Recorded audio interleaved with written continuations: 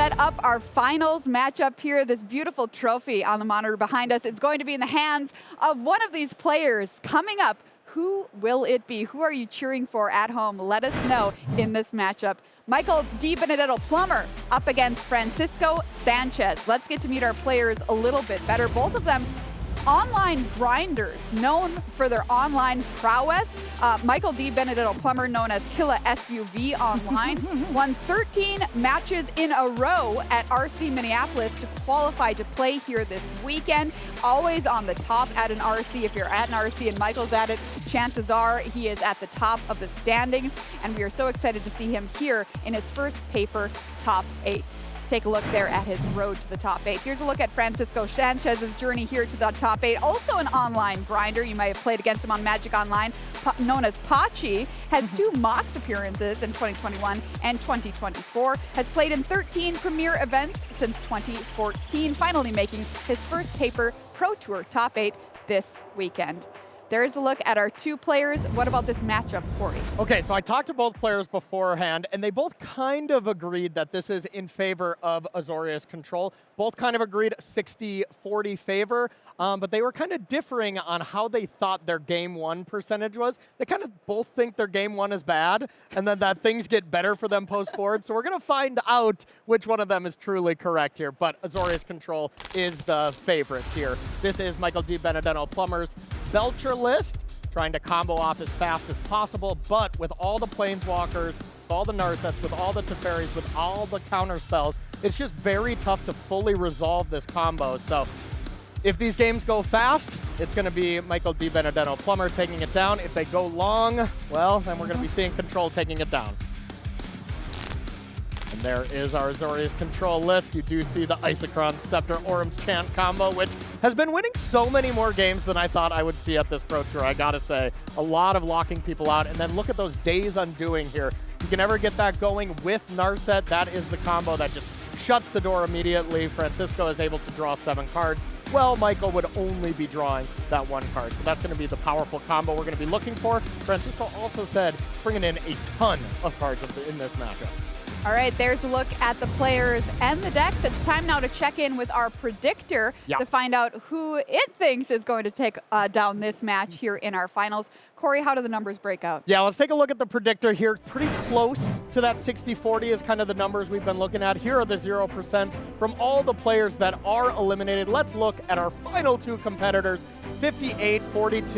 Okay, the players and the predictors pretty much agree. The players were giving a couple more percentages here to Francisco, but very close matchup. Anything can happen in Modern, and that's why we play the games, Maria. Absolutely. All right, everyone, it is the moment we have been waiting for. It's time for the finals here at Pro Tour Edge of Eternities. I'm going to pass it on over to Marshall and Paul with the call. Yes, thank you, Maria. It is, in fact, time for the finals. This is what it all comes down to. So many players start the tournament, only 2 left.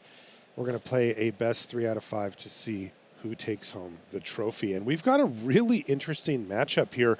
One of the decks in the finals, the Tameshi Belcher deck in the hands of Michael DeBendetto-Plummer. Okay, I would have believed that at the beginning, but blue-white control made it? How does a control deck make it through a field of combo, free spells, everybody doing broken stuff? Yeah, I've been watching this control deck do its thing, and I have been so jealous, Marshall. Blue-white control in the finals of a Modern Pro Tour. What is this? I cannot believe it. And Francisco piloting the deck beautifully. I'm really, really excited to see how this matchup plays out. Corey highlighted it a little bit earlier. There's some very key cards on Francisco's side. But of course, Michael already defeating Francisco Sánchez in the Swiss portion of the event 2-0. So anything can happen here. That's right. Let's take a look as we move our way down into our match here. We've got Francisco Sánchez versus Michael DeBendetto-Plummer. And let's bring them out into the feature match area as they get set for the final. There's Michael piloting Tameshi Belcher this weekend. And he's been impressing people with his play. There's Francisco Sánchez, our blue-white control player. Oh, man. That is some bravery to take a control deck into this field. It is wild because we always talk about how diverse the Modern format is. So control is generally considered a pretty rough choice because you can't prepare for everything. But I suppose if you just Orum's Chant all your opponents out, Yeah. I mean, if you think about it, this is kind of a control deck that does have a combo finish to lock out games when you get that Teferi in play as well. So we've seen this happen time and time again over the course of the top 8. Will we be able to see Francisco pull it off 3 times? Yeah, you know, some of the 2-card combos that Francisco brings to the table, you know, if you make your opponent discard their hand, it doesn't matter what they were trying to do. If they can't cast spells, it didn't matter what they're going to have to cast spells at some point. Yeah, absolutely. So I can see how that could play out, where the particular elements that Francisco has chosen aren't tailored counters, or I can beat creature-based decks but nothing else. It's more like kind of combo itself. Let's see what this archaeologist finds here. This is the first play of the game here for Michael. Yeah, there's a Lotus Plume here and also a land. Likely not going to be taking the Stern Scolding. Nearly no targets in Francisco's deck here. And actually chooses to get a land now, noting that the Lotus Plume is in the graveyard and Michael does have a Tameshi in hand. In addition, Michael does have a blue-white land. So you can actually play the Teferi, use the white mana from the blue-white tap land from the Suppression Ray, and get the Lotus Plume in play and generate a ton of mana that way.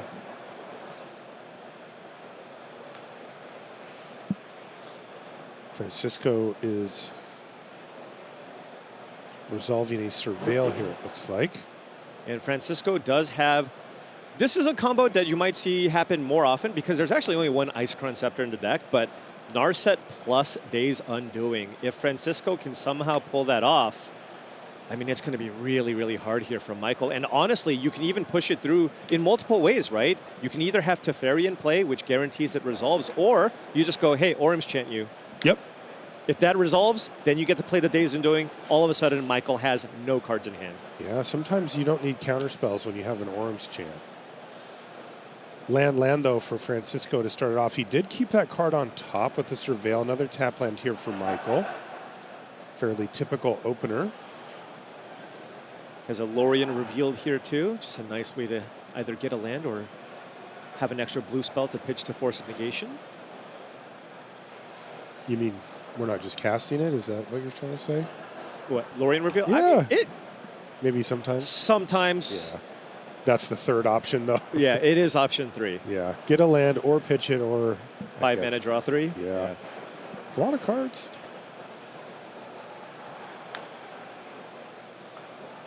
So solid control elements here in Francisco's hand.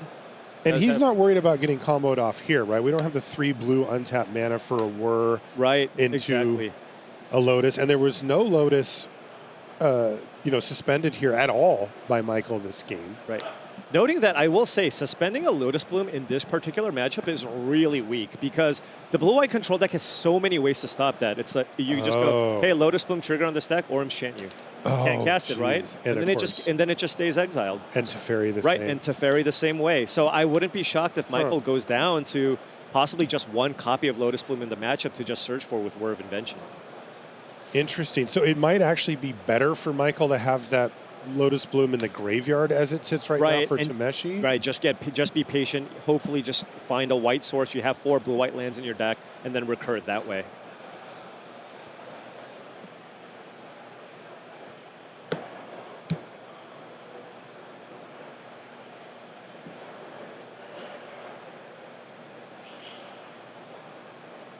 War of Invention here for Michael.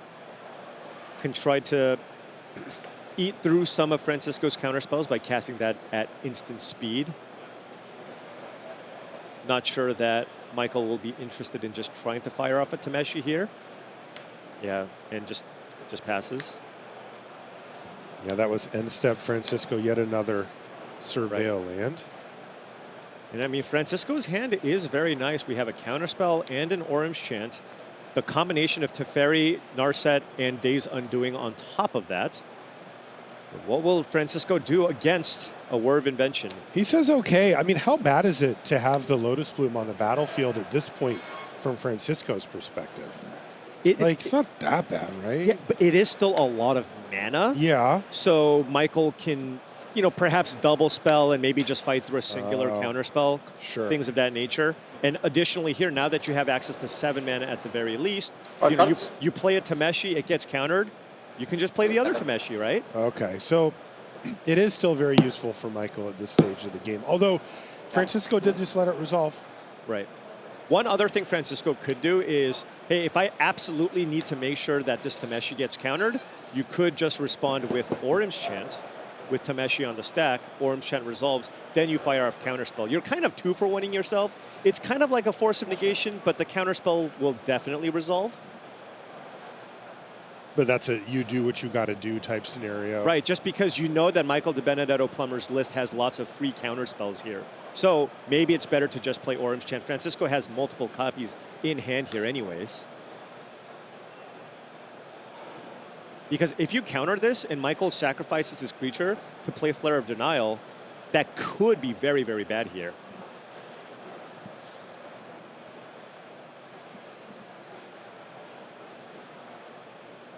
Tameshi on the stack. Francisco deciding how best to approach this. Yeah, this is a tricky spot. And part of why Francisco thought his Game 1 matchup wasn't as good as he thought was just the fact that you don't really have that many counterspells in Game 1. After sideboard, of course, you can replace all your sweepers and removal spells for more counters. But Game 1, right now, Francisco only has a singular counterspell. And it is actual.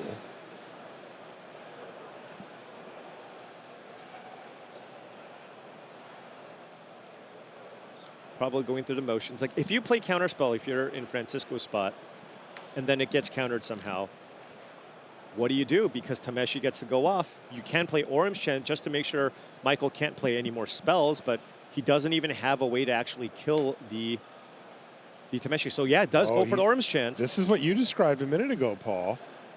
The Orim's Chant to try to protect his counter spell, and it's going to work. It is a 2-for-1 in the bad way for Francisco, but it does get the job done. But you have to do what you have to do, and of course Michael has nothing else he can do this turn other than play a land for the turn. So Michael might try to go for it again next turn, but Francisco at least doesn't get to see Tameshi absolutely go off this turn.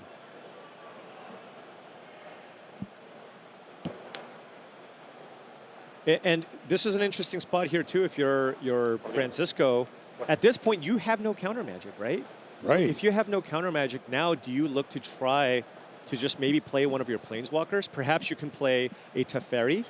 If the Teferi resolves, then on Michael's turn, maybe you just play out another Orim's Chant, and then try to set up, you know, more draws on top of that afterwards. Yeah, I mean, these are every turn that goes by that you have that planeswalker on the battlefield, you might get an extra card. If you're using Narset, you can tick down.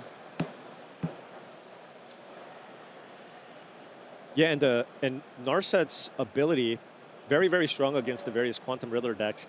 The mono blue decks don't actually have too many ways to draw cards, so that static ability doesn't really come into play that often unless Francisco combos that with the Days Undoing.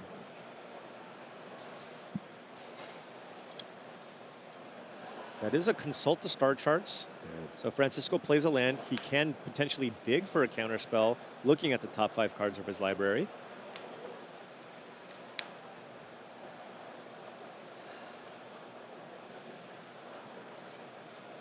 But it is pretty tempting to try to just get Teferi in play. Could even just, if Teferi resolves, you just bounce the Lotus Bloom, right? Right. Philology Archaeologist doesn't have any power, so it would not pressure the Teferi.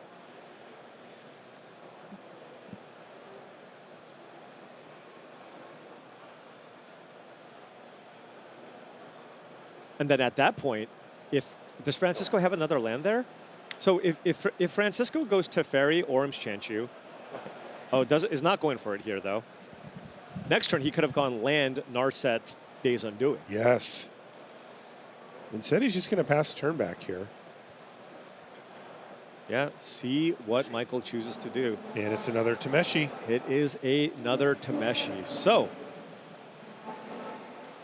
he's going to play Orim's Chant in response.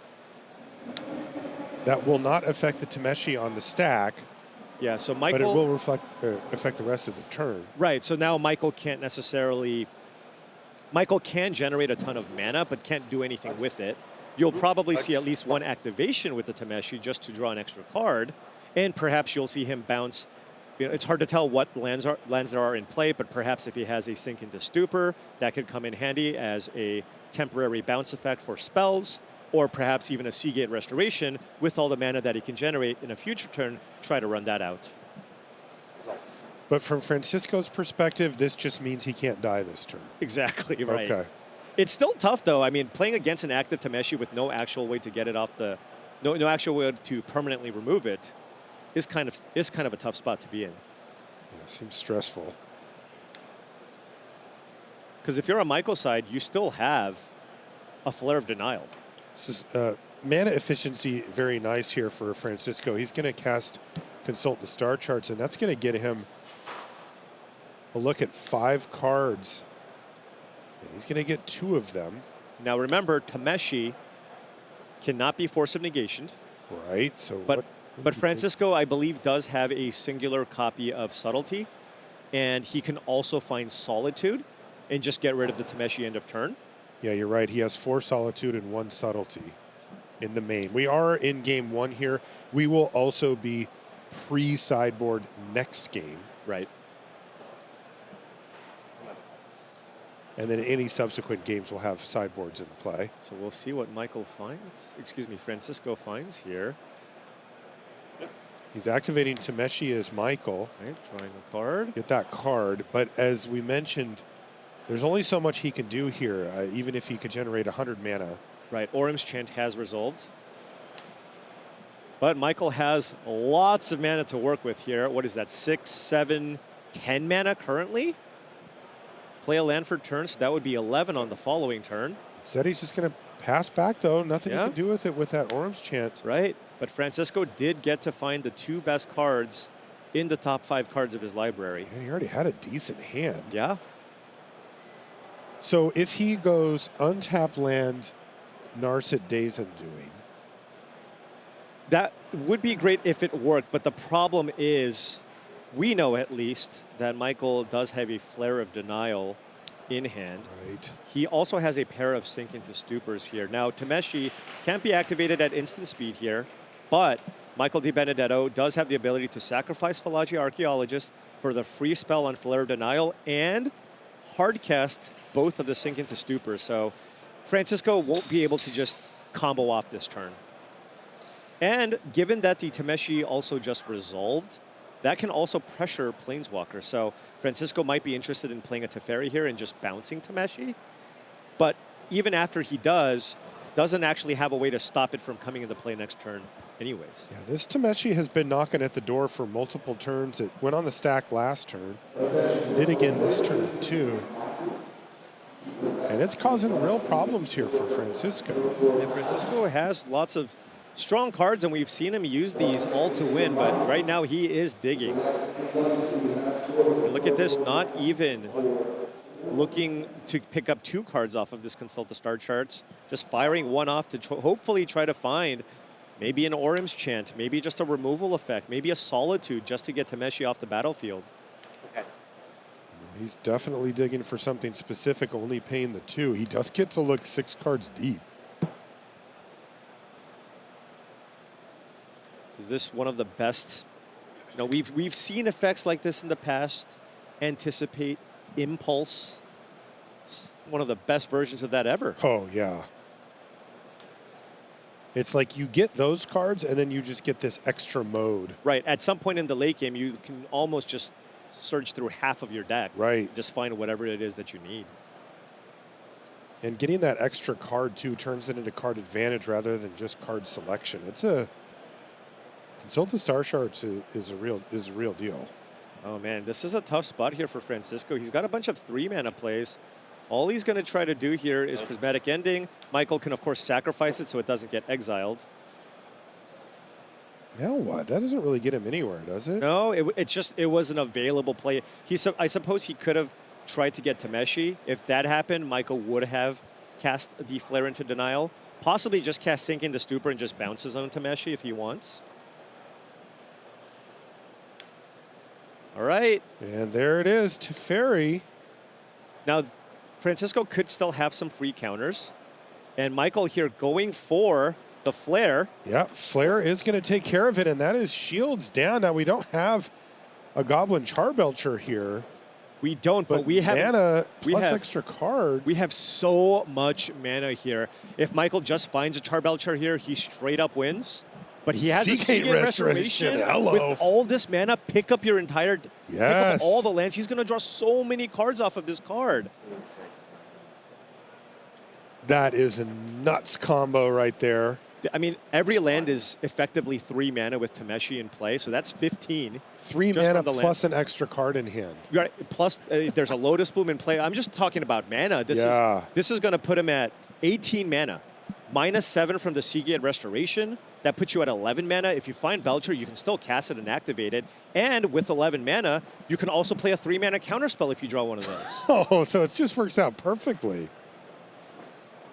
And since he gets to pick up these lands, that'll add an extra card draw per land in hand. Great combination. What a draw. The Seagate Restoration was perfect. Yeah, and the thing is, you're playing that card anyways because it's just a spell land that you can play untapped. But it just so happens to work so well with Tameshi Lotus Bloom as well. Michael in a very good spot here to try to pick up game number 1. And Francisco can only look on. Yeah, and then Michael will know that at the very least, there is no solitude. Tameshi is just going to be able to do its thing. The only thing Michael needs to be mindful of here is honestly just a flare. Excuse me, a Force of Negation. Oh, okay.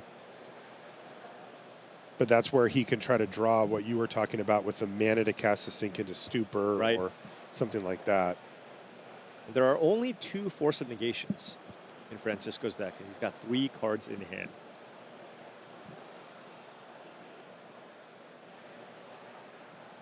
Now, at some point, Michael does, with that card draw, he will still need to find the Goblin Charbelcher. That's the only piece of the puzzle that he doesn't have here, but he's going to get to see so many cards. Goblin Charbelcher or just War of Invention, right? Yeah. He might actually have enough mana.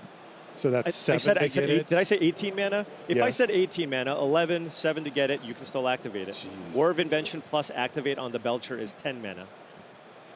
Now, you would not have that counter backup, I suppose, but... Yeah, unless you just find another Flare. At that point, you Flare. can just sack You don't Tameshi. care about Tameshi anymore. Right. Yeah. Or Disrupting Shoal, right? Disrupting Shoal with a 3-drop, that also works. So many outs. So I many would be outs. shocked if Michael misses here. Right.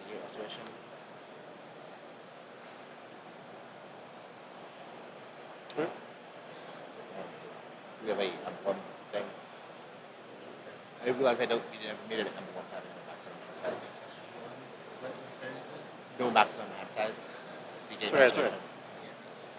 Oh, so he's casting a Restoration for how many I think cards? it's 8.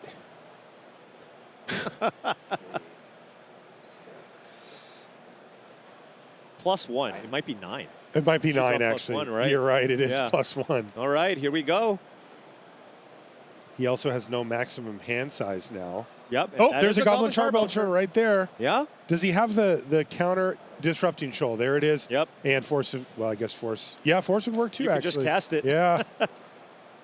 He will have that 3 mana left over. Wow, Michael DeBendetto-Plummer. So much mana here. Michael now just going, look, I'm just going to get maximum mana. There is nothing you can do. A singular Force of Negation is not going to be enough.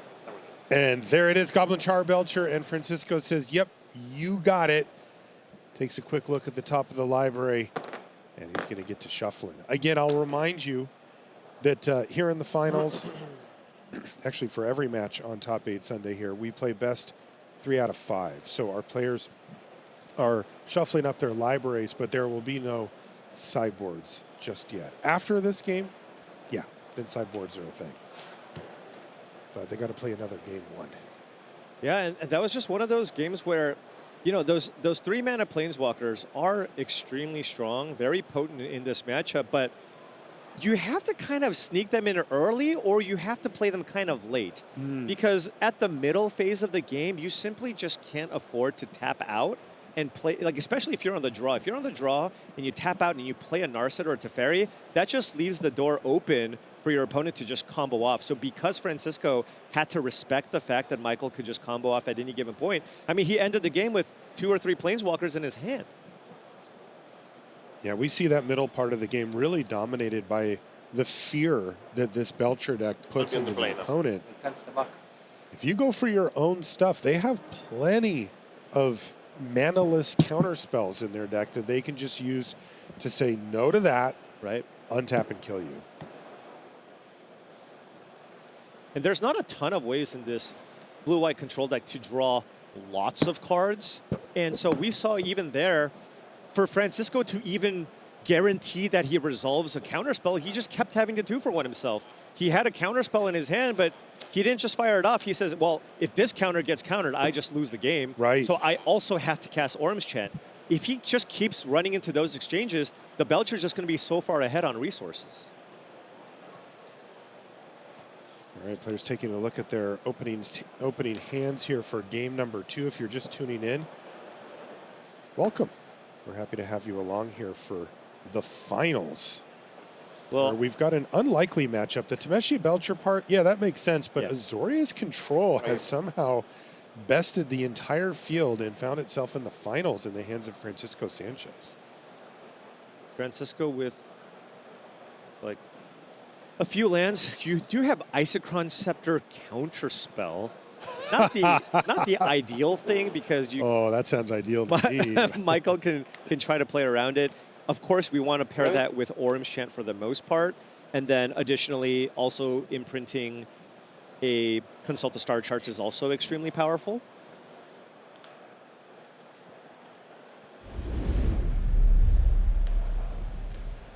And if you're on Michael's side, just want to make sure you hit your land drops.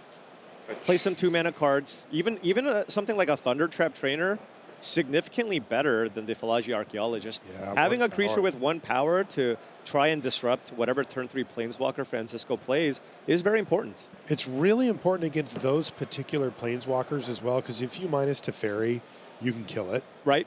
And if you get 1 point off of Narset, it means you can't go -/- and still have it on the battlefield. It goes away. Right.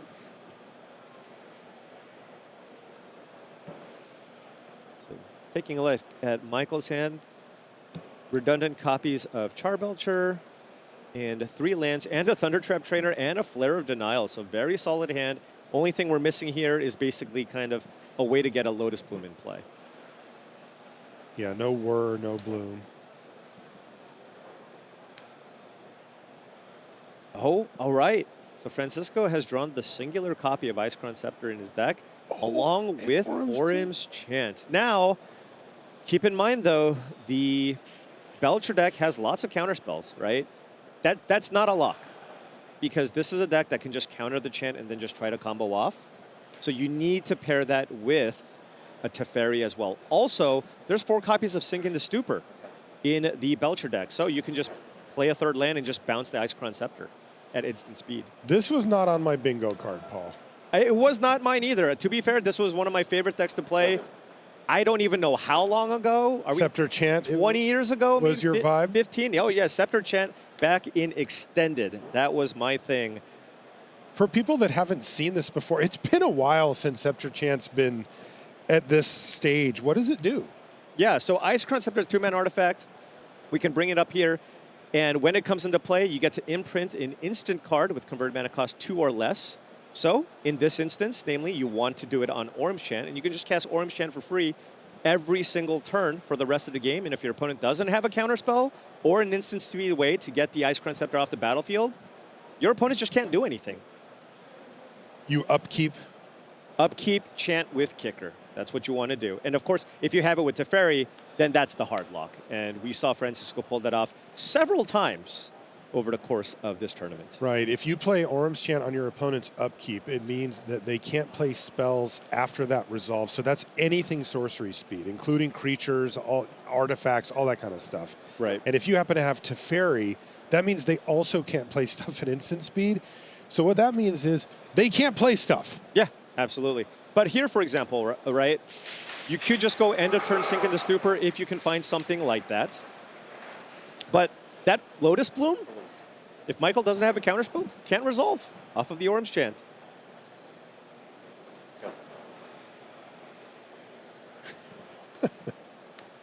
All right, Scepter Chant. Scepter Chant. My goodness. Now, in this case, though, this isn't just game over, right? No, no, absolutely not. There are certain matchups where it would be game over.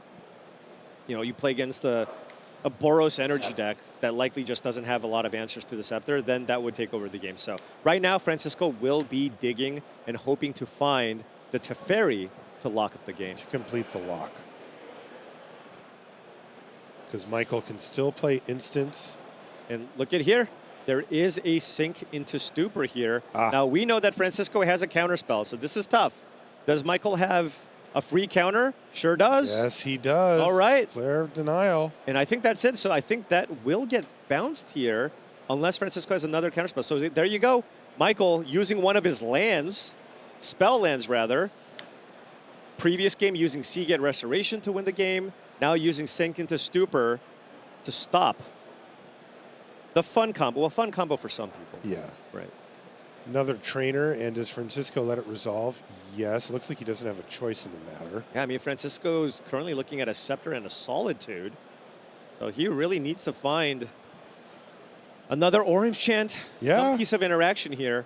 Because look at Michael's hand. We're looking at a pair of Belchers with the Lotus Bloom coming off next turn. Wow. It could be that easy. Excuse me, 3 Goblin Char Belchers. Force of negation there for Francisco. Yeah, no, that was big. Just some way to stop what Michael's trying to do here. It's actually going to be interesting to see if Francisco chooses to go for Force of Negation on the Lotus Bloom just to exile it in case Michael has something like a Tameshi. But at the same time, like, how can Francisco just answer Belcher, Belcher, Belcher, go? That's what I was going right? to say. Does Michael just start firing them off just brute force style? I mean, Miko used that to pick up many, many wins over the course of the top 8. So when you have 3, you're not really that concerned, right? Right. Let him rip. Excuse me. There's a War of Invention. But yeah, the Lotus Bloom's on the battlefield too. And because Michael knows that Francisco has the Ice Crown Scepter, he doesn't want to take the risk of Francisco maybe top decking another Orim's Chant. Yeah. So might feel a little bit more pressure here to just be a little bit more aggressive and try to get this combo going. Yeah, it's worth noting here that the Scepter got bounced back to hand. That means that the original Orim's Chant just stays exiled forever. Right. But it does also mean that Francisco can just replay the Scepter if he finds something to imprint onto it, like another Orim's Chant. And remember, Tameshi here, Michael could play a Tameshi. Tameshi's ability is a sorcery speed ability. So Francisco could kind of break that up with the Solitude in his hand. And he can just hard cast it if he'd like. Right, because he doesn't have a secondary white source. Just going for the Belcher here. There it is. This is going to get forced. It has to. Belcher on the stack, but I mean, this is a fight that Michael can actually win because Francisco is not going to be able to counter all 3 Belchers, most likely. Francisco needs to draw Orim's Chant here off the top. Play Scepter, get Orim's Chant going. That's going to buy him a lot of time. Let's see what he finds. Narset. Narset. Although keep in mind, Michael also has War of Invention. Even against an Orim's Chant, you can just whir for 4, get Belcher, and then activate the ability on the following turn. So you could just whir in response to the Orim's Chant, right? So that actually is no longer an out. So now Francisco going to play out the Narset. And dig. Look for a counter spell. His mana's a little awkward here, isn't it, Paul? Yeah, but he's only got the 2 blue sources right now? No, there's a Mystic Gate in between the planes. So that'll give him double blue. So he can pay the 3 mana on the left, yes, to find a counter spell. Only 1 actual counter spell left in the deck here. See a Narset. And he actually put Teferi in the graveyard from Surveil. Looks like that time is over. Force of Negation wouldn't do it. And he miss. missed entirely? And Michael knows there's an Isochron Scepter in Francisco's hand. Doesn't have to be worried about a Force of Negation here. Only the lone counterspell left in Francisco's deck. I believe there's only 2 counterspells. And there's only 2, and he already cast 1. Right. And he has 2 Goblin Charbelchers. So worst case, even if it gets countered, he can just try it again next turn. Right. You saw that smile from Michael when Francisco missed. Could also... There it is. There it Goblin is. Charbelcher back on the stack. And Francisco says, yep, you got it again. And that is 2-0 for Michael DeBendetto-Plummer as he picks up games 1 and 2, both of the pre-board games, Paul. Yeah, how resilient is this mono blue Belcher deck, right? I mean, we're talking about in game number 2, there's the 1 Scepter, Francisco getting Orim's Chant going on the Isochron Scepter, and Michael just being able to fairly easily deal with it, right? Yeah, because you do have the Force Sink into Stupors, you have a bunch of counter spells, deals with that combination, and then at some point, you just start running out the Belchers and you just win the game. Yeah, great stuff there from the feature match area as we see Michael. He almost kind of shook his head after that second win, like, I'm cruising. That's it. That was it. I thought this was going to be tougher. Yeah. And I mean, it's not every day that your opponent gets Scepter Chant going and you just kind of shrug it off and move forward. And a lot of time, that's a major speed bump for these decks. Yeah, absolutely. But Michael's draw just lined up very, very well. And like I said before, Scepter Chant is not just the end-all be-all. If you can't get the lock, like I mentioned, you can not only can you just bounce it to disrupt it, you can counter it, you can also War of Invention and just get Belcher in play and at some point activate it. There's a lot of ways around Scepter Chant in this particular matchup. It's good, no doubt, but it's not game over. Yeah, you really need the both pieces. Right. And then it's good. Then it's game over. But we have not seen that yet from the blue-white player. We're going to take a short break here from Atlanta. When we come back, though, we'll be playing some post-sideboard games in our final. Don't go anywhere.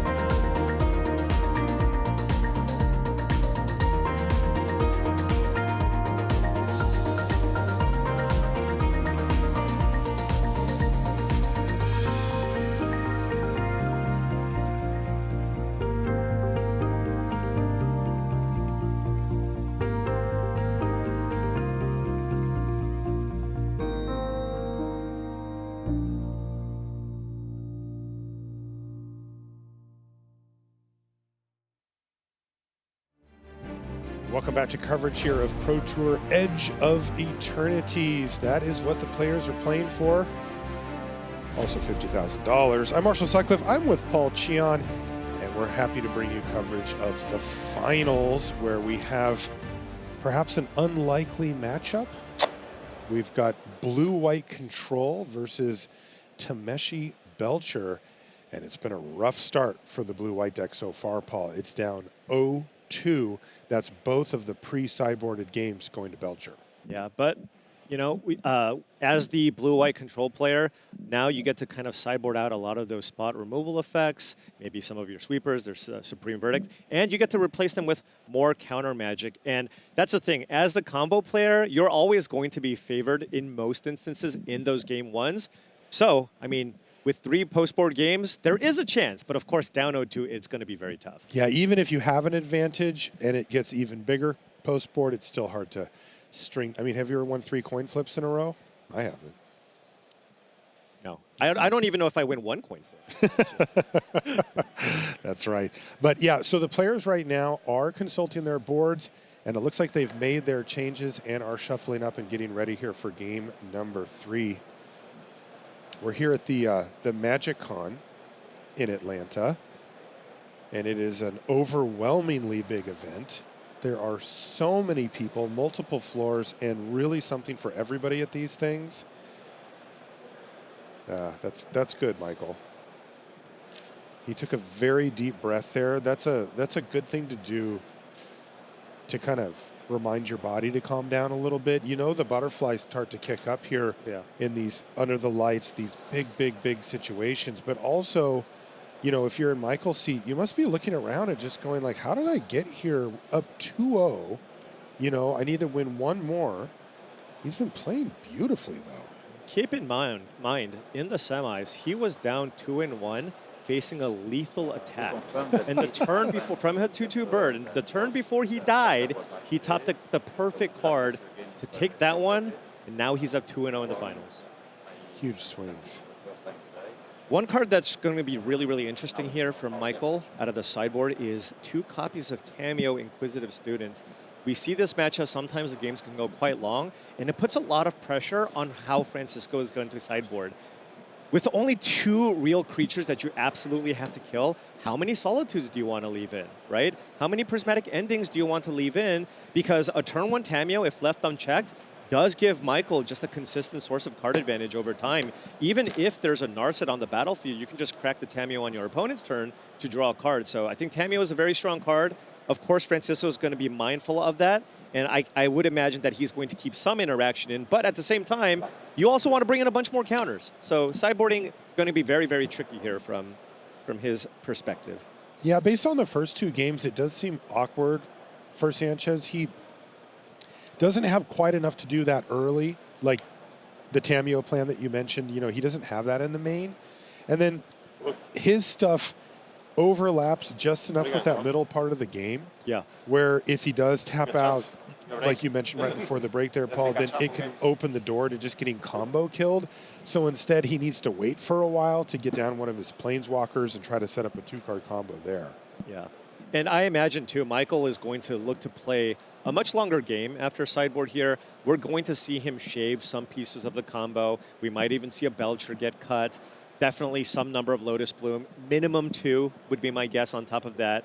And then just try to win with some Tameshis, win with some Tamiyos, right? Just Tameshi, even if you don't have a Lotus Bloom in the graveyard, just it being in play, pressuring the Planeswalkers, will have a lot of value here.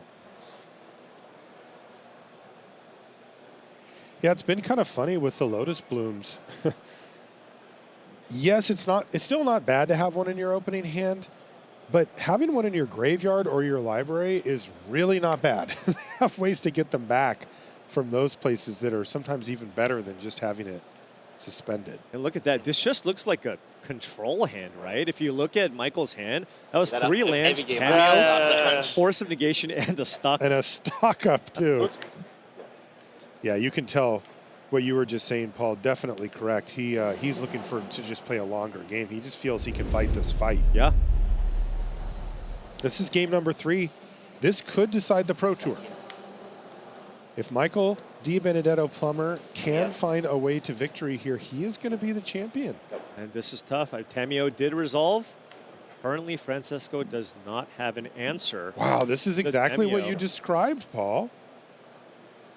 This type of game plan early is the type of thing that can run away with it. Right? You just kind of play this game where Tamiyo just continues to get in. You hit your land drops, you draw cards, you just stack your handful of counter spells. Then the pressure is on Francisco to just start jamming his 3-mana Planeswalkers and hope one of them sticks. Totally. You never miss a land drop, you know, once you start cracking clues.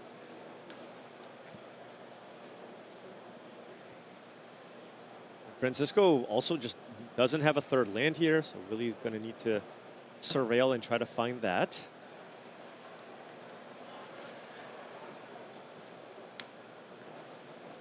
Michael has a Flare of Denial, although really going to want to try to avoid sacrificing that Tamiyo if you can help it. It's just such a constant source of advantage, and you can see Francisco somewhat desperately digging for a land here. He even put Consult the Star Shard charts in the graveyard, and it did work. You've had a Hollowed Fountain. Yeah, and I think at this point, you have to just go for something. Yeah. You can't just play this control game because the Tamiyo's in play. And look at this, Michael with the Force of Negation here, going to resolve. Tamiyo will continue generating clue tokens here for Michael DeBendetto-Plummer.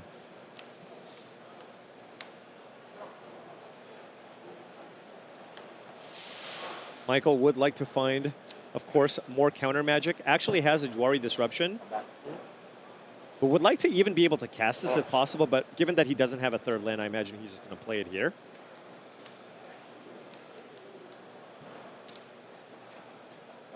Francisco does have 3 more Planeswalkers here.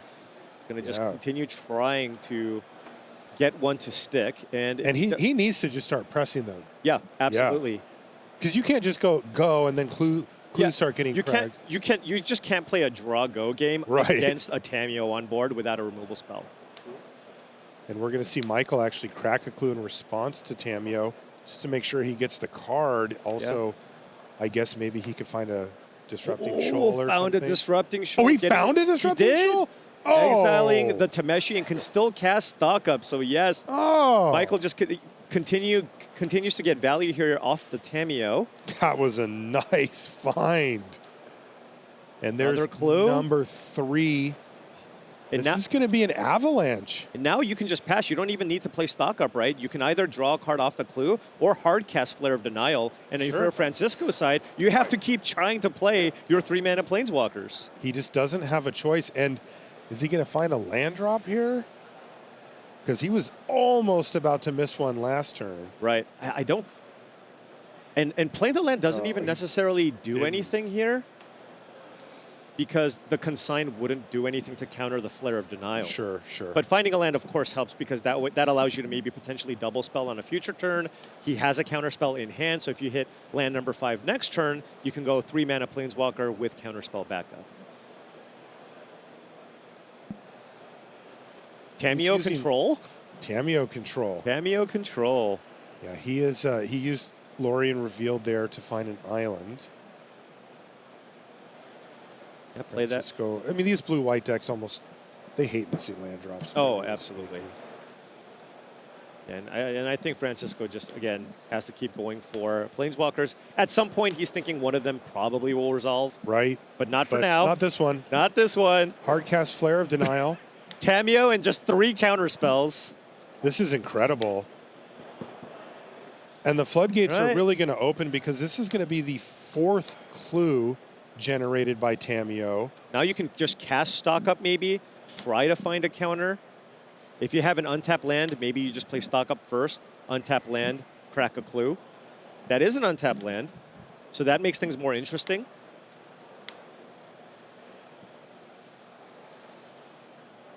Hydroelectric Specimen is also kind of an interesting answer in case Francisco had some kind of spot removal spell for the Tamiyo. That's interesting, yeah. But I don't think that's where, I think you would rather just play a land here or just run out the Stock Up.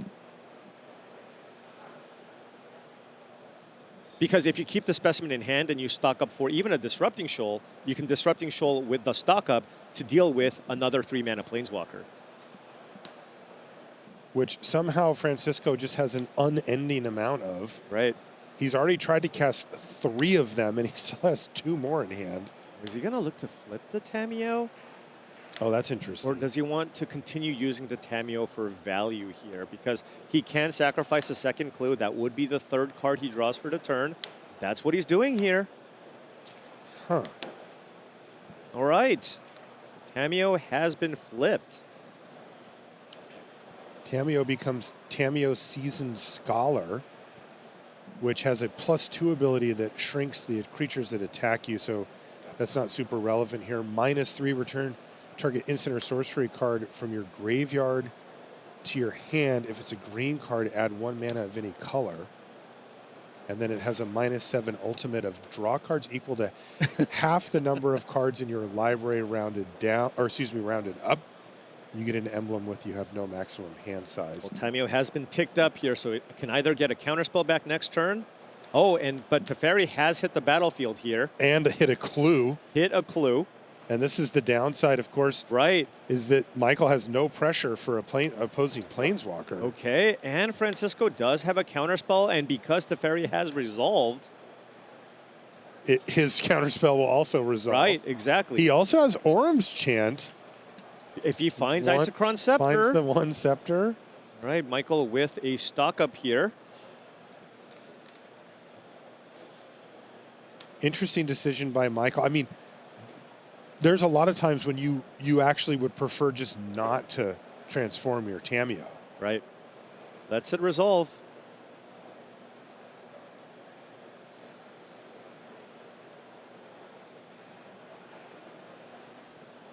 Yeah, Michael, it looks like Michael has some big plans here with Tamio the Planeswalker. Yeah, I really thought there was a decent chance he was going to maybe try to fire off a stock up the previous turn just to find maybe a free counter there. But as it turns out, because Francisco hit his 5th land drop, would have been able to fight the free counter with a counter spell of his own there.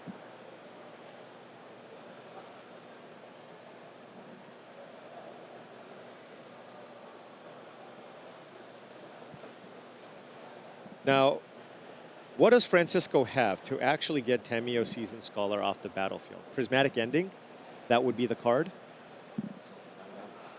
I'll tell you, if Michael goes for the ultimate on Tamio, that's a way to win a PT in style. Drop 20 or whatever's left. And especially because getting back a counterspell on a board where Teferi's in play doesn't even do anything. Yeah. Maybe you just tick it up. Yeah. And now there's a Tameshi. Oh no, that's a War of Invention for 0 to try to get a Lotus Bloom. And now, I mean, at this point, Michael does have a ton of mana. So maybe Francisco just lets this resolve. Just assuming that the amount of mana is not going to be the choke point here. Right. It's more about counters and belchers. So even if Michael goes for example, Tameshi this turn, you just counter the Tameshi or the Belcher. Those are the 2 big cards. Of course, also that 1 Tezzeret the Seeker that is in Michael DeBendetto's hand, which is effectively another copy of Belcher if you want. Does Michael still have all of the 2 mana, like the creatures? His creatures?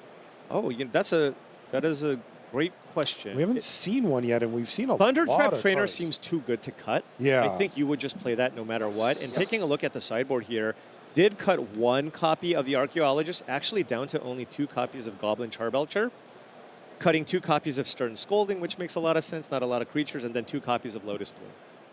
For 2 Tamios, 2 Flusterstorms, a Force, a Stock Up, and a Tezzeret the Seeker. Well, now we have Narset and Teferi. Very strong combo, and we got a Tamio on 6. But if you activate the ultimate there, if Narset's in play, you don't get to draw any cards.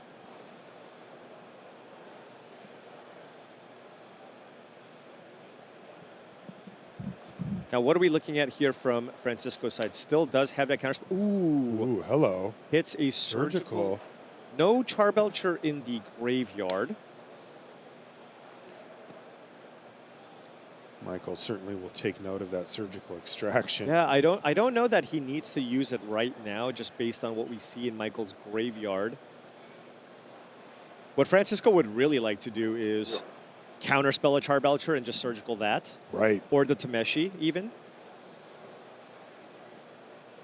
Yeah, but Teferi is so strong. So much of Michael's disruption are those free counterspells, and they've all been turned off because of the Teferi on the battlefield.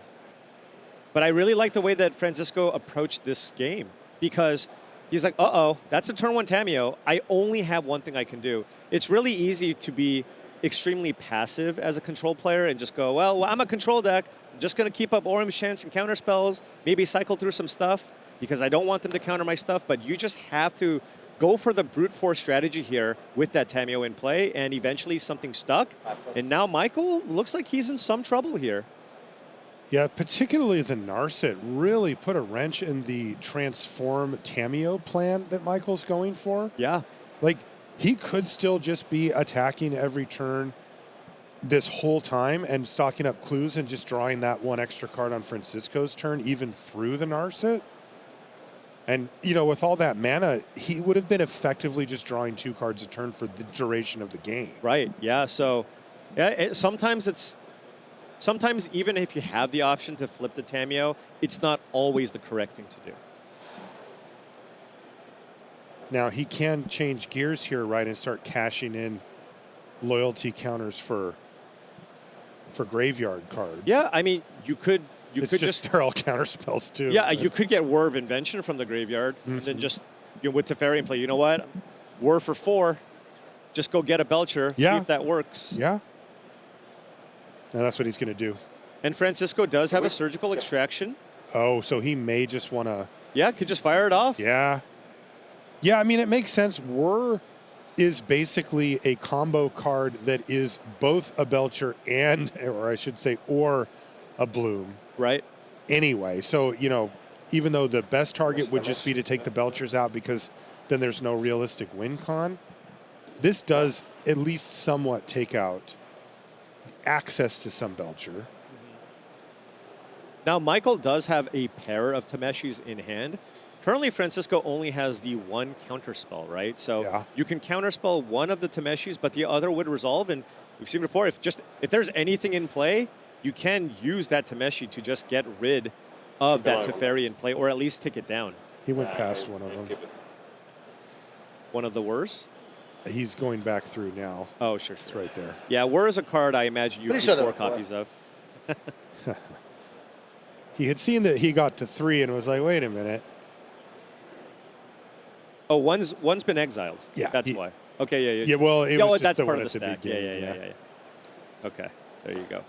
But it's also just good to know how, like, I think Francisco already has a really good sense for how Michael's going to sideboard, but just, hey, how many Blooms did you keep in and how many Belchers did you keep in?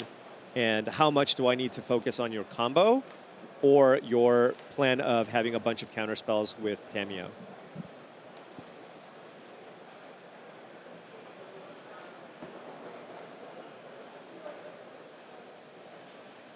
So Francisco does have a counter spell for, and again, Francisco knows the contents here of Michael's hand. What can he do? You could Orim's Chant. That's also a consideration.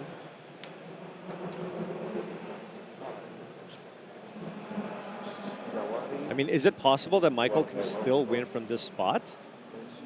There is a Tezzeret in hand with the ability to make a lot of mana. If the Tameshi resolves, we're looking at so much mana, right? We're looking at enough mana where most likely you can go Tezzeret and get a Goblin Charbelcher.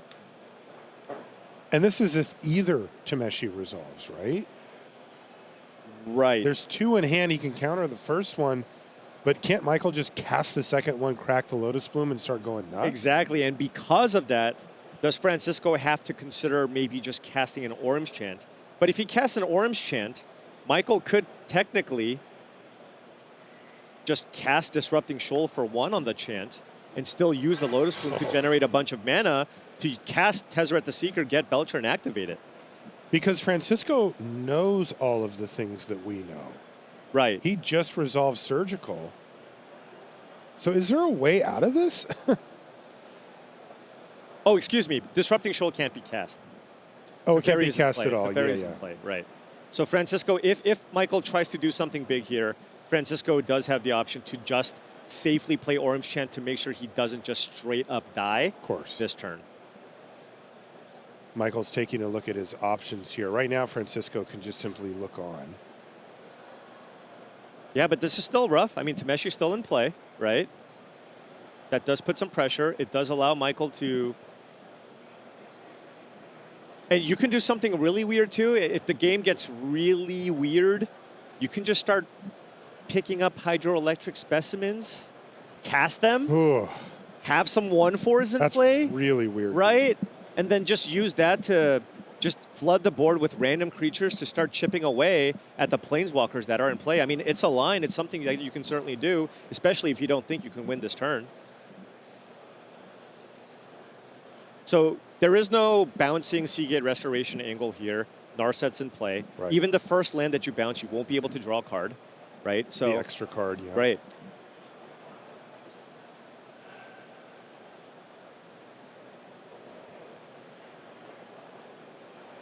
Ooh, waterlogged. Yep. He's attempting. He's just saying, are you gonna Let me do chant this here multiple or times. what? Yeah. Right. Because he also bounced a waterlogged teachings. So Michael can use that, cast the waterlogged teachings to be able to find an interactive spell.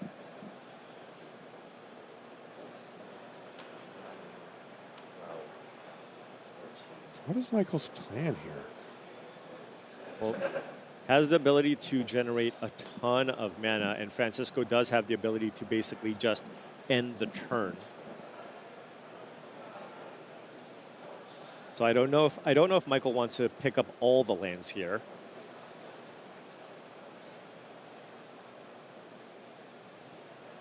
And if Michael just chooses to cast Tezzeret, Francisco can just counter that. But then Michael would have a lot of mana to figure something else out. But once the Tezzeret gets countered, then there is no definitive way to get the Belcher immediately, right? Because you can't even waterlog teachings for War of Invention, because those have been surgicaled. Right, and he can't draw cards. Picked up a hydroelectric specimen.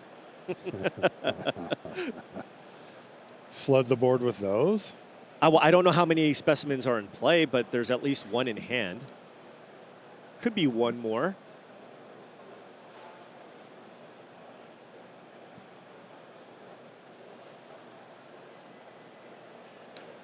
Oh, Francisco's like, enough is enough. I will not even let you cast a hydroelectric specimen this turn. There's not much else Michael can do here. Teferi's in play, can't play any instants. Narset's in play, can't draw cards.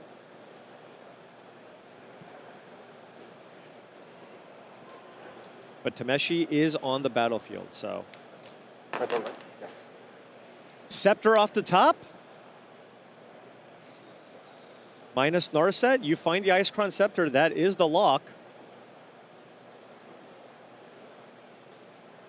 He's looking. I don't think he would pick a lot quicker if he had one. But keep in mind, there is only one copy of Icecrown Scepter in this deck. But Days Undoing would also be extremely powerful. If you can find that, that would also be very, very good. But you have to assume that the speed at which he is choosing means that neither of those cards were available. So what did he take? Lorien Revealed there? Yeah, I mean, it's possible that Francisco from this point just goes, hey, maybe does he have an, oh, okay, never mind. I thought he still had the Orange Chant in hand. It's because if he did, he might have just fired another one off, make it so you can't attack or cast any spells, and then at instant speed, cast Stock Up, and then just continue looking for Days Undoing or any other way to just completely lock out this game. But yeah, it looks like he only had the one Orange Chant. Oh, it was Stock Up. Okay. Could also just be looking for the Orange Chant here, right? With the main phase Stock Up. Is that an Icecrown Scepter? And that's an Orange Chant. Wait, they're both in there? I think so. I think the card underneath is an Orange Chant. And he goes for the combo here. Okay. So just needs to survive this next turn, I So he think. won't have enough mana to get it going? No, he doesn't. But right now he does have Counterspell as an option. Teferi can't be killed. Tameshi is a 2-power creature, I believe. It is 2/3. So it would only be able to get Teferi down to 1. Will he be able to kind of fight through everything else, though? And worst case scenario, if it looks like Michael might be able to somehow go off, you can just naturally fire off that Orange Chant at some point. Right. But with the counterspell in hand, too. Yeah. Oh, he found Chant plus Scepter off of that stock up? That was a strong, strong stock up here for Francisco Sánchez. He's got a Scalding Tarn to follow up as well. Yeah, I mean, He's counting up the total amount of mana that Michael can make. it's all the mana, right? We're looking at Yeah. 21 mana. Michael has access to 21 mana basically next turn. It's just really important for Francisco to make sure that Tezzeret doesn't resolve. Redundant copy of Tameshi doesn't do anything. Disrupting Shoal doesn't do anything. And the Hydroelectric Specimen also doesn't do anything. Now remember, Michael does have the ability to minus the Tameo and get stock up, which could perhaps try to dig you for more cards, Sink right? into Stupor here would be good. Right? Or if you stock up for maybe just a Charbelcher, with all the mana in the world, you can't counter both the Tezzeret and the Charbelcher. Right? So I think that's probably what Michael's going to be looking to do here with the Tameo. Stock up is not a card draw effect. It doesn't get negated by the Narset that's in play. Come back. And if you're Francisco, you really don't want to cast this chant, right? Because Right. if you can survive this turn, you 100% win this game, You become the combo player. right?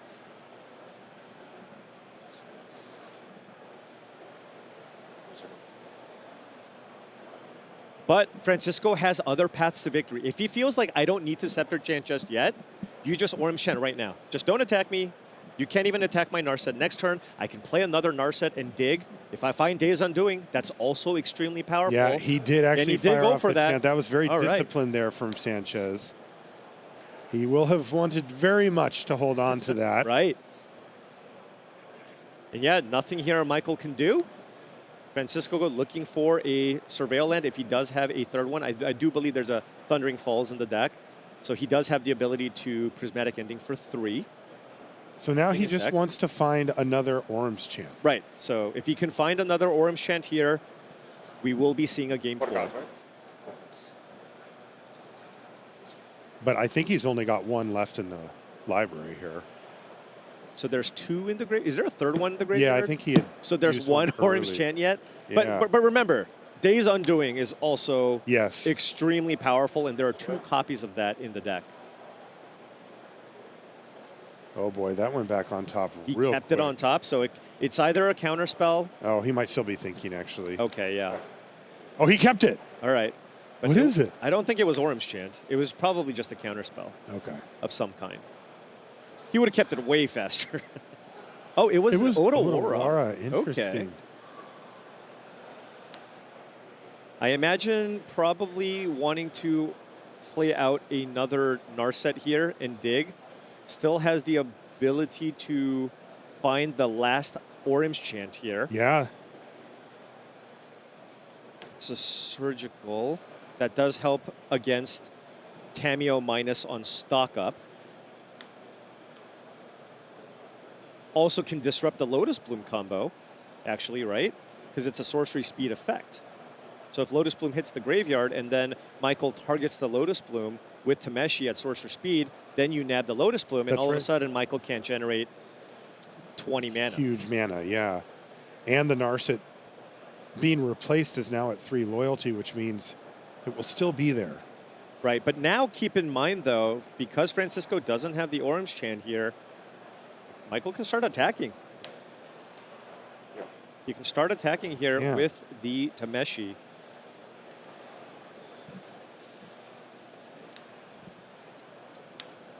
Michael draws his card for the turn, takes a quick look, and goes into the tank. Seagate Restoration, no. But it does have a Hydroelectric Specimen. You can run that out too, and if he does want to play out additional creatures, does have to do that main phase. He's also aware of the Surgical Extraction in Francisco's hand, so maybe it's not in his best interest to just try to get that Lotus Bloom into the graveyard.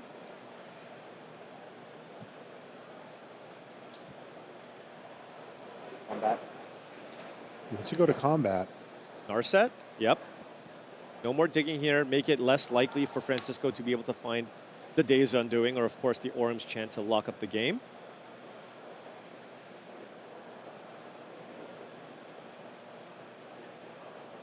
All right, gonna try to get this Tezzeret to resolve, it looks like, tapping 5 mana, but of course we know that Francisco has Counterspell. He will eagerly use that, I assume.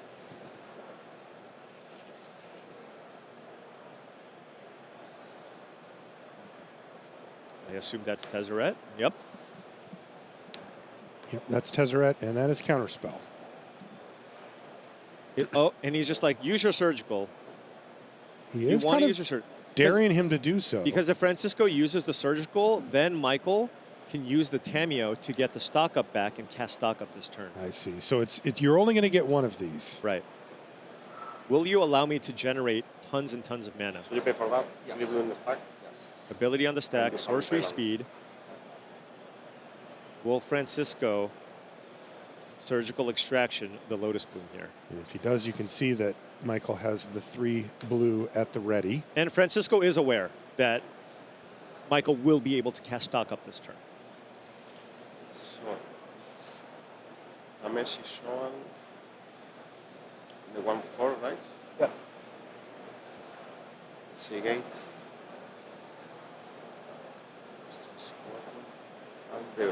And if Michael goes for the stock up out of the yard, that will just tap him out, right? Right, yes. Right? Yep. But would allow him to, what if he just naturally finds Goblin Charbelcher? Just play it, and right now, Francisco does have consigned to memory for naturally hard cast Goblin Charbelchers. Although, with Tameshi in play, if it just gets countered, well, you can just get it back. Yeah.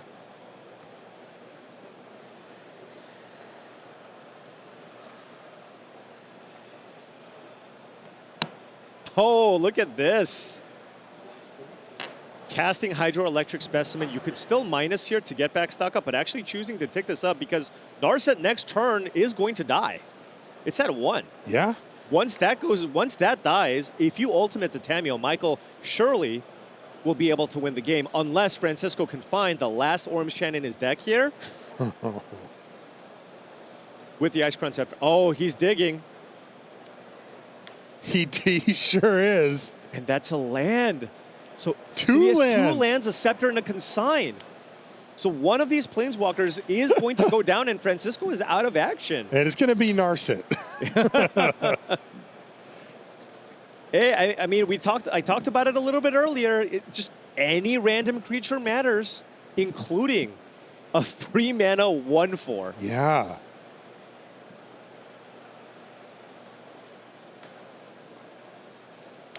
Francisco plays his land. Oh, right. Oh, he's going to play Kahira, though. Yeah, right. That's a legal play, of course. That's huge. Yeah, no, that blocks that absolutely blocks the Hydroelectric Specimen.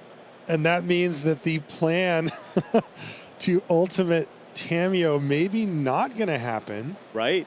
But again, you could still just get back stock up, right? Start putting that loyalty the other direction. Right. Ooh, and that's a Philagi Archaeologist here. Perhaps he could find some What if way you to fail get to find? Kahira away. Yeah, then it's a 1. That's what I mean. Yeah. What if you choose not to, just to have another 1-power creature? Totally in an play? option.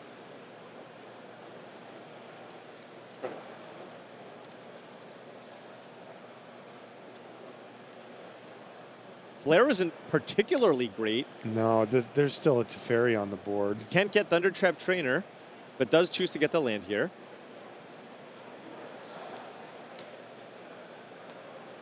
Is he going to use that to tap down No the way. 3/2? I think so. He totally is. Suppression Ray is on the stack. Tap all of 5 mana. Tap your 3/2 to kill your Narset. And it's going to happen. He found Suppression Ray. Gosh. That is incredible. That is Yeah. ridiculous. I did not think that this, I can see use cases for most of the cards. Right. But Suppression Ray? This is a dual land that you can grab with these 2-mana creatures, but Suppression Ray not on the menu. Are we going to see this Tameo Ultimate now? Oh, yeah. Are you kidding? Right. Draw cards equal to half the number of cards in your library? Has he activated the Tameo yet? No. That is unbelievable. Fire it off. Unbelievable. What is he looking for here? Now, keep in mind, he could have also found, Sink into Stupor, right?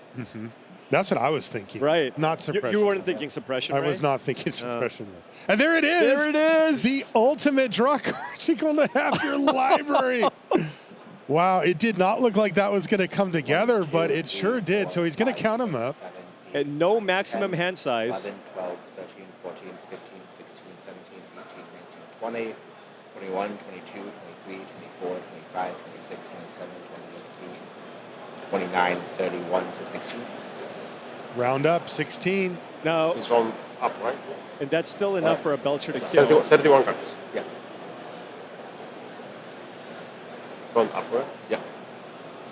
If Michael wins this, what a How does he way. not? He's drawing No, but what I 16 mean cards. is, what an incredible way to win, right? Unbelievable. Suppression Ray into Tameo Emblem. This is wild Ultimate. stuff from Michael DeBendetto-Plummer. He just drew 16 cards. 16 cards. And he just gave a look to our card spotter like, good luck with this one. Hey, keep in mind, though, Francisco can still top deck Orim's Chant. That's right. That is still That is on live. the table here. It's a one-outer. It's a one-outer, but he still has a chance. If he draws Consult the Star Charts, use that to find the last Orim's Chant. Maybe a Day's Undoing, right? That could also do it. You get to look at 7 fresh cards, shuffle all the Orim's Chants back in. Francisco still has a chance here.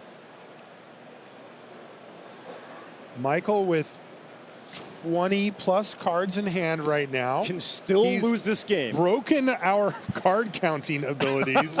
Our graphics cannot handle 22 cards. All right, what do you have, Francisco? Orim's Chant. That was Mystical Dispute. It was Mystical Dispute. It's not Orim's Chant. It's, I mean, yeah. He forgot to attack. It would have. It doesn't really matter. Right. And at this point, you have to think Michael has it here. This is a Pro Tour win if Michael does. Trying to finish off Francisco with his Goblin Charbelcher deck. But has Goblin Charbelcher, if he runs it out, remember, he can't fight it back with counter. Teferi is still in play. Francisco has a blocker here. And the only attacker here is the Hydroelectric Specimen. There is a Tameshi. But remember, all the Lotus Plumes have been exiled. So it won't be generating you additional mana. You can cast the Sink into Stupor, however, on the Teferi, right? What if you lead with that? Oh, it is on the stack, of course. That's what he did. He just didn't flip it. Right, right. And now he has all the free counters. Yes. There's 2 Disrupting Shoals. There's no way that Teferi's going to hit the battlefield again. Force of Negation wouldn't work, though, right? And he doesn't have enough mana here to actually just win with Belcher on the spot. He is a little bit mana locked, but he's had so many resources now. And with so many free spells, Right. he can win over the course of the next turn or two. Right, because Francisco can no longer actually just draw Ice Crown Scepter Right. or Orim's Chant because Or nothing's going to resolve. Nothing's going to resolve at all. Michael DeBendetto-Plummer somehow finding a way forward. Going to frame that Suppression Ray after this one. No kidding. And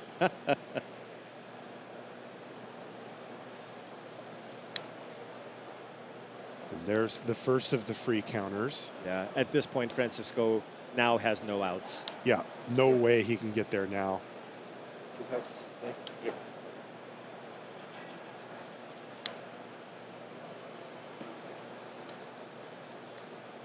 What a game here. What an incredible way to win a Pro Tour. I thought this was a Charbelcher deck. Yeah, it turns out it's a Tameo, It's a Tameo deck after Suppression Ray sideboard. deck. It's a Tameo Suppression Ray deck. Yeah, the combo. There's Man. Goblin Charbelcher on the stack.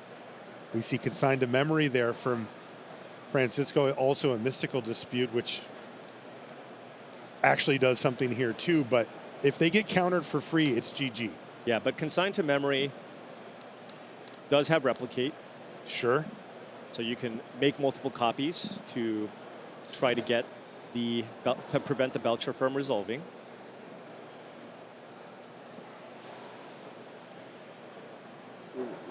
But he doesn't want to tap out either in case Michael has a Flusterstorm, right? So you got to kind of choose which he does. A good number for this. And you don't have to do it for, again, if you do it for the full amount, Michael just, I guess the Flusterstorm wouldn't counter all of them anyways, because it's a Storm versus Replicate.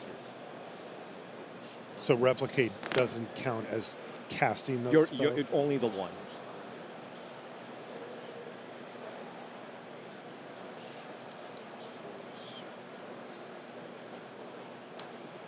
What a beautifully played game here by Michael. And, I'm sure it was probably the correct play, but I wonder if Francisco is going to go back and think about that turn where he had the lock in his hand, but ran out that orange chant. Yeah. And go, could I have survived that Was turn? there any possible way? Because he had counterspell and consigned to memory He did. that turn. So if he just did that and survived.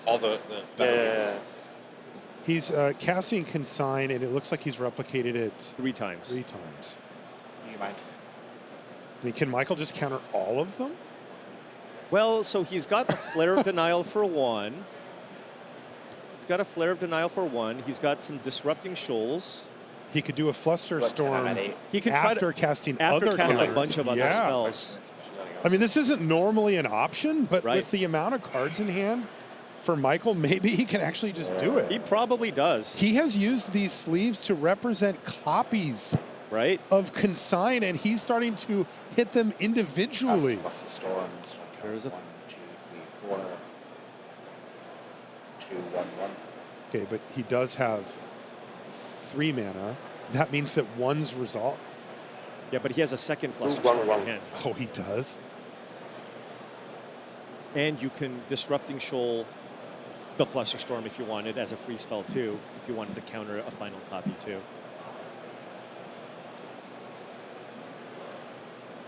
I mean, Michael has so many different counter spells. I mean, this at is his just disposal. raw cards. He has 13 cards left in hand still, I mean, he drew 16 cards off the Tameo. and now he's using them. Francisco says, Like, I guess sure. I'll pay for whatever I need to pay. And there's another Flusterstorm. Multiple copies of this. Yep, ruins. And that's going to do it. Michael DeBendetto-Plummer wins the Pro Tour with Goblin Charbelcher here in Atlanta. What a game. What a Suppression Ray for the win. Unbelievable. Michael finding so many creative ways to win over the top 8. Sure, it's a Belcher deck. Sure, you can win with Belcher. But we saw a win through combat damage, a win with Tameo Emblem, Suppression Ray. Yeah, he's excited. Unbelievable.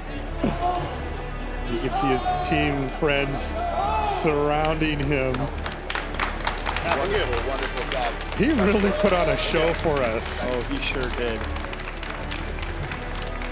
Played so extreme. Was that not his deck? Or I think it was. I think Yeah, he was okay. just, you got a trophy to hold. oh, you right, know? of Yeah. course. I don't know what that's like, Marshall, so. Yeah, same. A great run for Francisco Sánchez, maybe putting blue-white back on the map in Modern. But ultimately, he fell a bit short. Oh, yeah, you're going to see a lot more Ice Crown Scepters and Orange Chants. Be ready for that when you enter your Modern queues tomorrow. Yeah, great stuff from the feature match area here in the finals. Well, it was entertaining. You know, I was a little worried going into the finals. I'm like, well, is it just going to be like a bunch of counter fights? No, there was a lot more going on. And that's the thing. When you always talk about a control deck versus a combo deck, I think if you come from the perspective of maybe of a less experienced player, you go, well, the control deck just has all these counter spells. I just can't win.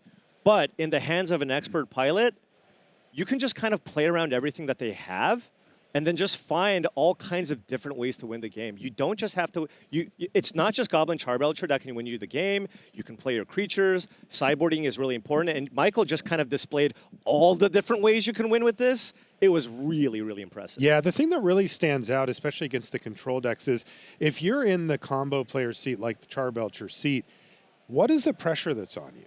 Right. And if the deck is not applying pressure to you, you have a lot of time to develop the hand, to get the free counters, to get your mana going, to find your combo pieces, and there's nothing coming. That's why in the round prior, when we saw Psychic Frog on the battlefield on the other side, it was a totally different game than when we didn't. And this blue-white deck didn't quite have that early pressure. There wasn't any, one mana card, 2 mana card that just had to be dealt with. From Michael's perspective, and it gave him a bit more breathing room to set up his hand. Yeah, I mean, you're totally right. The pressure that this blue-white deck can put on you is basically try to resolve 3 mana Planeswalker, and if it does, it's really, really good. It's really good. But there's just so many ways to counter it. You have the free counters, you have the creatures to even pressure it. There's just a lot of different ways to attack the Planeswalkers where it's not the end-all, be-all, and we saw Michael actually just be able to fight through both Teferi and Narset in that game. Really impressive stuff. Sánchez so close to being able to lock up that game, but it was Michael who took it down. All right, that's going to do it for us in the booth. We're going to send it back over to the news desk. Thanks so much, Marshall and Paul, and what an exciting finals that was. Corey, your reaction? Suppression Ray? Yeah, I know, For right? the win? Isn't that Suppression cool? Ray just win a Pro Tour here? This was awesome. I agree. It's just not how you expect to see a Belcher deck taking down a Pro Tour, but it's testament to the creativity both of the pilot and the deck building that has to go into something like this. That gives you multiple angles in the end. And I mean, just knowing your deck inside and out and realizing that, okay, if I can pick up these lands, that are normally just played on the backside and actually utilize the front part of them, I think that's what really separates like a good Belcher player from an amazing one. As, these cards have text, and, if your text is clear out a blocker for 1 turn so you can draw 15 cards with Tamiyo, then, so be it. I mean, drawing that many cards, ultimating Tamiyo, isn't that the dream? Oh, it's the dream. It's the dream. And, we've seen Michael DeBendetto-Plummer activating Tamiyo a lot in Breach, not so much with Belcher. So, really awesome to see it here. And you mentioned him playing Breach. Yeah. Like, you've covered his matches before. We know him as an online grinder, as somebody who shows up at these regional championships and always does really well. Do you have any memories of him playing in those events? I mean, literally when I first met him, he beat me so badly in the finals of a tournament, and I'm just like, who is this guy? Yeah. And then I started seeing him just crush every tournament. I was like, he's the real deal, and every single time he impresses me. He's in the top 8 of so many of our RCs, so many of our spotlight events here in the United States. He's the real deal, and I mean, this is the realest of the deals. We're going to be seeing a lot more of Michael DeBendetto-Plummer. All right, well, it is time to give him his trophy. I'm going to pass it on over to Ailey Loney. Thank you so much, Maria. Michael DeBendetto-Plummer, you took out more Planeswalkers than Nicol Bolas ever could. How does it feel to pick up that victory? What does winning mean to you? I mean, I was thinking about stopping playing as much Magic as I have been. It's been a lot of grind, and I have a lot of other things I want to do with my time. Said this was going to be my last event besides Worlds, and I guess I'm going to play a lot more events now. I think you're going to be stuck with us for a little while longer, and we certainly want to see you play because you put on a masterclass there with the Belcher list. Game 3 had everything we could possibly want on a bingo card. So talk us through some of those key moments. A suppression rate, what? I mean, the counters war as well. That was insane. There was a really key turn where I could either crack 2 clues and flip Tamiyo or cast Stock Up. I'm just not sure what was right. I cracked 2 clues, and he had the 5th 3-mana Planeswalker, which was a huge punish. And I thought I was going to lose at that point, but I was I'm going to keep playing. And then my Tamiyo was getting up there. I don't know if he left endings in his deck. And then the second I milled Philology, I wasn't thinking of Suppression Ray, but I was like, I know what that does. And yeah, when you draw half your deck, you usually win. Turns out drawing cards is good, but not when Narset is around. But yeah, you found the answer. Everyone knows what Suppression Ray does now. But coming here, looking at your entire team, the fans that you have in the audience as well, is there anyone you would like to thank before we hand over your trophy? I'd like to thank my teammate Loy. He built the entire deck, told me how to play it. I mean, we played 10 matches with Belcher before this weekend, so it wouldn't be possible without him. I'd like to thank Basil. He's like here for me all the time to get me testing, keep me motivated. Wouldn't do it without him. And everyone on SPO, like, I play Magic because of my friends, not because it's, like, I would just play on Moto if it wasn't for these people, so all of them. Magic is about the gathering, and from 300 players that stepped into the building this weekend, only one is left standing. So let's hear it for Pro Tour Edge of Eternity's winner, Michael DeBendetto-Plummer!